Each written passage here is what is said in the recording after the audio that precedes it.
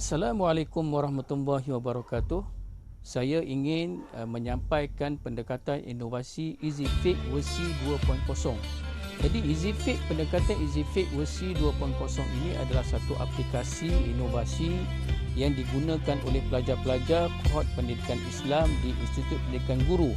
Jadi apa yang perlu pelajar-pelajar lakukan hanya memuatkan aplikasi tersebut di dalam handphone.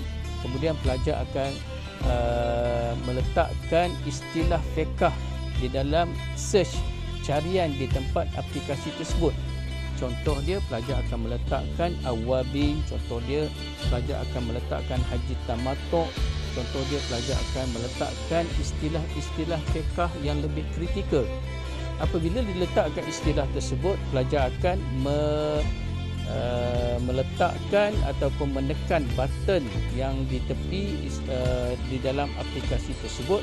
Kemudian akan keluarlah carian bagi maklumat bagi carian istilah tersebut. Jadi selain daripada itu, kami juga di dalam aplikasi tersebut kami meletakkan 3 button utama. Yang pertama, button tentang chatbot AI. Jadi pelajar boleh mencari maklumat tambahan tentang istilah yang telah dimaksudkan di dalam aplikasi tersebut. Dengan menekan chatbot AI, maka keluarlah maklumat-maklumat yang berkaitan. Yang kedua, button yang kedua adalah quiz fake yang dibuat secara AI. Pelajar juga boleh menekan button yang kedua. Kemudian maklumat-maklumat kuis akan terpapar, maklumat tentang kuis. Jadi pelajar boleh menyertai kuis tersebut dengan menekan maklumat-maklumat tertentu di dalam aplikasi tersebut.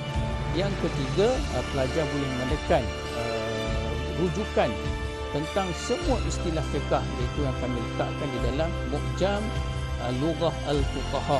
Jadi pelajar boleh menekan di situ dan keluar maklumat-maklumat tentang Mu'jam tersebut. Jadi saya rasa pendekatan EasyFit ini sangat relevan untuk digunakan oleh pelajar-pelajar di dalam kohort pendidikan Islam bagi khusus PINT.